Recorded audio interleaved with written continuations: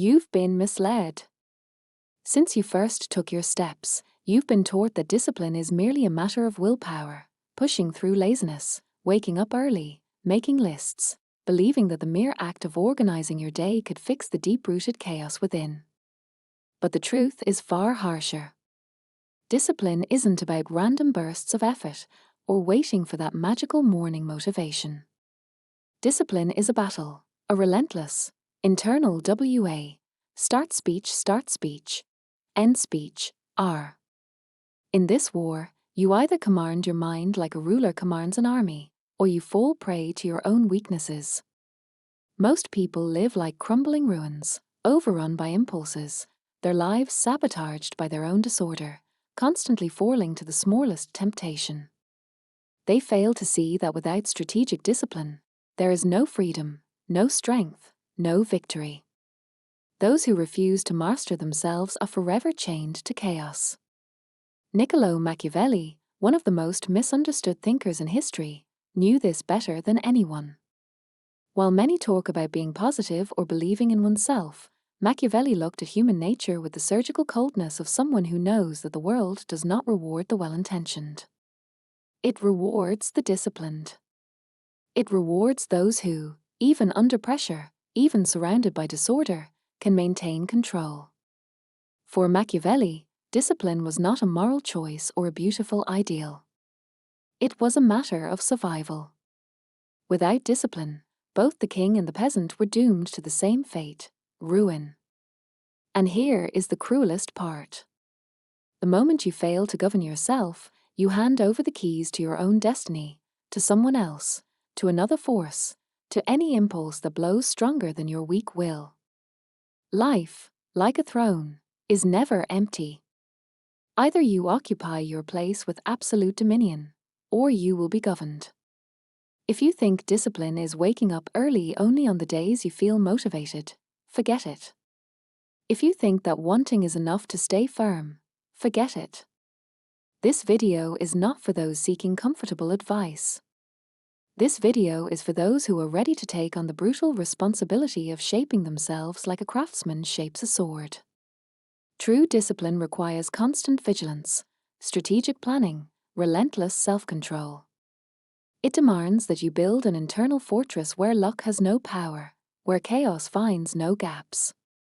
Today, you will understand why Machiavelli treated discipline as a state secret, a non-negotiable foundation of power. And if you have enough courage to apply what you will learn here, you will never be the same again. Machiavelli did not write to console fools. He wrote to train strategists to arm the minds of those willing to face the harsh reality of power. When we consider discipline from a Machiavellian perspective, we must forget any childish idea of willpower based on motivation. For Machiavelli, discipline is structure. It is strategy. It is survival.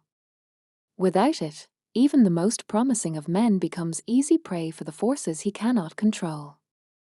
In The Prince, Machiavelli states, "For just as the good order of the militias is the origin of good order in the states, discipline is what enables a city or an army to withstand adversities." He makes it clear, without discipline, neither cities nor armies nor individuals can endure. External order, the stability of a state, the strength of a government is merely a reflection of internal order. There is no lasting conquest for those who are slaves to their impulses. There is no real authority for those who do not govern themselves. What Machiavelli saw with a clarity that still frightens is that discipline is not an accessory for times of peace. It is a permanent armor. Discipline for him is the element that keeps a ruler steady in the face of the temptation to act out of anger, fear, or vanity. It is the ability to maintain strategy even when everything around cries out for impulsive decisions. An undisciplined prince, Machiavelli said, is more dangerous to himself than any external enemy because his ruin will not come only from adversaries. It will come from the very internal gaps he refused to seal. Acting without calculation, moving without preparation, reacting without reflection. These are the sure parts to downfall. Discipline, therefore, is not something practiced when convenient. It must be cultivated as a rigorous habit, like the constant maintenance of a wall that protects against inevitable decay. Machiavelli saw human beings as inherently vulnerable to the corruption of desire, pride, and fear. Only through relentless vigilance over oneself would it be possible to resist this force of self-destruction. And do not think this applied only to rulers. Every individual who wishes to be master of their destiny must apply this same mental discipline. If you do not govern your mind, it will be governed by circumstances, emotions, and external impulses. And those who are governed by others, for Machiavelli, are already politically dead. They just have not yet fallen. But Machiavelli's thought goes even deeper. He compares the human spirit to a battlefield where discipline is the only line between triumph and annihilation. It is precisely this metaphor of the internal war and how it must be fought with the discipline of a true commander that we will explore in the next part. Imagine an army marching to war without training, without strategy, without obedience to orders. What do you see? An announced slaughter, an inevitable massacre. No spontaneous bravery can save soldiers who do not know how to resist panic, who cannot endure fatigue, who do not master their own instincts in the face of terror. For Machiavelli, this was exactly what condemned mercenary armies and fragile states, the absence of true discipline. In his discourses on the first decade of Livy, Machiavelli writes, "The orders of a wise captain are not obeyed by undisciplined soldiers."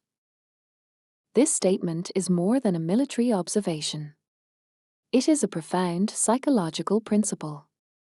If your mind is like an undisciplined army, no conscious command of yours will have effect. You can make resolutions, set goals, promise changes. But if your thoughts, emotions, and impulses are not trained to obey, they will desert at the first challenge. You will find yourself sabotaging your own decisions, betraying your own ambitions. Military discipline for Machiavelli was the essence of victory, allowing the few to overcome the many, the weak to surpass the strong. A small but disciplined army was infinitely superior to an undisciplined crowd. The same applies to your internal world. A few well-trained thoughts are more powerful than thousands of conflicting desires. Real power does not lie in the quantity of ideas you have, but in the mastery you exercise over them. Now reflect with brutal honesty. How many times have you failed? Not due to a lack of talent, but due to a lack of control. How many promises made to yourself have you broken? Not due to a lack of ability, but by allowing fatigue, fear, or doubt to take command. Just as a foolish general loses battles before even fighting, you lose the war of life the moment you abandon mental discipline. Military discipline is waking up every day with the same determination no matter how you feel. It is obeying your strategies, not your fleeting emotions. It is acting even when the body aches, even when the soul falters. Because victory belongs only to those who do not retreat in the face of the harshness of the path. Machiavelli knew that battles are not won merely by brute force but by relentless order, constant vigilance, and preparation that anticipates the unforeseen. The same applies to your mind. The modern world glorifies feelings and despises discipline. And that is exactly why so many live defeated, always seeking blame outside themselves. But now you know, if you want to master your life, you will have to be the general of your own inner army. Train your mind as Machiavelli would train his troops, without mercy, without excuses, without concessions. Because in the battlefield of existence, indiscipline is a slow death sentence. And if discipline is what builds virtue, that inner strength capable of shaping one's own destiny, then we need to understand how Machiavelli opposed virtue and fortuna, skill and luck, discipline and chaos. This is what we will explore in the next part. How to conquer luck through the relentless building of your virtue. If this content is making sense to you, click the subscribe button and subscribe to the channel. Thank you for your support. In Machiavelli's brutal and unadorned view, fate is not a just entity that rewards the good and punishes the bad. Fate is a blind, relentless force like a flood that sweeps away the unprepared and destroys poorly protected cities. And here is the truth that few have the courage to face. If you are not strong enough to govern your life, chance will govern for you. And luck for Machiavelli is a fickle mistress. She smiles upon the bold but scorns the weak.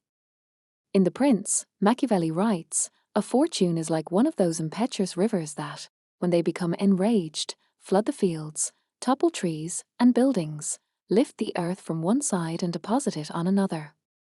Each one flees from them. All yield to their fury, unable to resist. But although they are thus furious, this does not prevent men in times of calm from taking precautions with dikes and barrows." This metaphor is powerful and should resonate within you as a war alert. The world is unpredictable, violent, indifferent to your dreams and empty promises. Those who expect luck to smile upon them without preparation are condemning themselves to ruin. Only those who build internal dikes, a disciplined mind, an unbreakable will, can withstand when the storm comes. And this is where virtue comes in. One of the deepest concepts of Machiavellian thought. Virtue is not virtue in the moral sense. Virtue is internal power. It is the ability to adapt, to act with strength, intelligence, and resilience in the face of adversity. It is to act strategically, shaping circumstances rather than being shaped by them.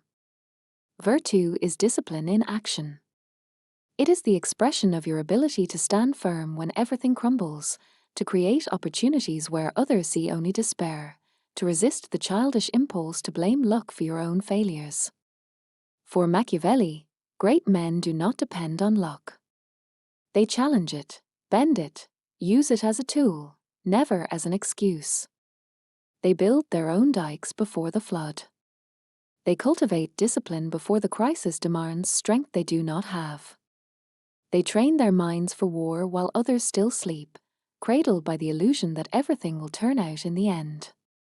Now look at your life with brutal honesty. How many times have you waited for circumstances to improve on their own? How many times have you hidden behind the excuse that the moment was not right? Fortune for Machiavelli is unpredictable, but it is not invincible. Those who depend solely on it are doomed. Those who cultivate virtue win. But how to turn this philosophy into practice?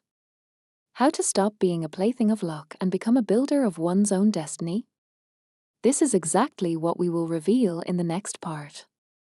The great modern illusion about discipline and why most fail miserably in trying to achieve it. Today, the word discipline has been hijacked. It has been turned into a shelf product wrapped in self-help slogans and sold as an easy trick. To discipline oneself, they say, is to create automatic habits. It's about using apps, planners, colorful spreadsheets, as if humanity's oldest battle, the mastery over oneself, could be won with reminders on a phone and motivational quotes. This modern view is a grotesque farce. Machiavelli, if he were alive today, would laugh at this naivety. He knew that true discipline is not comfortable. It is not easy. It is not something you install in your life like software. Discipline is pain. It is a declared war against everything weak, lazy, and cowardly within you. You fail because you have been conditioned to seek shortcuts. You have been trained to believe that if you find the right habit, your life will align like magic. But real discipline does not arise from comfort. It is born from confrontation. It is not about waking up inspired to act. It is about acting even when your body cries out for rest, even when your mind tries to negotiate surrender. Machiavelli taught us that those who wait for the perfect moment are already defeated. Preparation must be done during calm, not when the storm has already arrived. Discipline must be built on monotonous days, in silent moments, in the invisible battles we fight away from the world's eyes. It is in what no one sees that true power is forged. But the modern mindset treats failure as something normal, as part of a process. You are taught to forgive yourself too much, to reward yourself for every micro-victory, as if life were a self-esteem competition and not a matter of real survival. And while you anesthetize yourself with excuses, your potential rots inside you. Modern discipline is emotional. It depends on mood, motivation, environment. The discipline that Machiavelli describes is structural. It ignores mood. It despises motivation. It imposes itself as a mental fortress made of stone, not emotion. Those who wait to feel ready, who wait for the perfect alignment of the stars to act, live like cattle being led to slaughter, waiting for someone to decide their fate. If you want to build the discipline that forges empires, you will have to do what most never do. Abandon the need to feel comfortable. Accept that pain is part of it. Embrace the hardness as part of the forging. Transform your mind into a training ground where weaknesses are not tolerated but eliminated. And if you have understood the gravity of what we are discussing so far, then you are ready for the next step. How to build step by step a brutal and strategic routine based on Machiavelli's principles. A routine capable of making your discipline unbreakable. That is what we will build in the next part. It's time to abandon empty theories. If you want to win, you need to turn discipline into brutal daily inflexible practice. It's not enough to understand the importance of discipline as a concept. You need to build a structure so solid that neither your laziness, nor your fear, nor your doubt have room to survive. Machiavelli taught that the wise prince anticipates disasters. He builds defenses before he needs them. You must do the same with your mind. Establish your internal war strategies before the battle begins. If you wake up every day waiting to see how you feel to act, you have already lost. Your victory or defeat will be decided in the early hours of the morning, long before the world even realizes you are in the game. Here is the method. 1. Constant vigilance. Daily self-observation. Every day, without exception, you must observe your own thoughts and behaviors as a general inspects his army before battle. Ask yourself, where am I leaving gaps? At what moment are my emotions taking command? If you allow a small habit of laziness, an innocent excuse, or a silly distraction to settle in, know this. These are the cracks through which failure will invade your fortress. Imagine your mind as a castle. Every act of laziness is a stone removed from the wall. Every procrastination is a catapult aimed at your own walls. Constant vigilance means acting like the commander who, even in times of peace, inspects his defenses every day, corrects flaws immediately, and punishes without mercy any sign of decay. 2. Clear strategy routines that eliminate the need for decision. You need to understand a brutal truth. Your brain, if given the option, will always choose the path of least resistance. Every decision requires energy. Every doubt consumes willpower. Machiavelli taught that in times of uncertainty, those who hesitate die. Therefore, building discipline starts by eliminating as many daily decisions as possible. Rigid routines are not a prison. They are true freedom. You must establish fixed times to wake up, work, study, train, and adhere to them as a soldier follows orders on the battlefield. Practical example: if you wait to decide whether to train after a tiring day at work, guess what? You won't train. Your brain will sabotage you. Now, if you turn training into a non-negotiable commitment, fitting it into your day as part of your identity, there is no room for internal negotiation. Training happens. Period. 3. Relentless reinforcement. Real consequences for failures. In the real world, actions have consequences. In war, a mistake is not a detail. It is the difference between life and death. You must create consequences for your own actions. If you fail to follow your routines, there must be an immediate, tangible, painful price for your mind to understand that failing is not an acceptable option. Practical example. Establish a public commitment.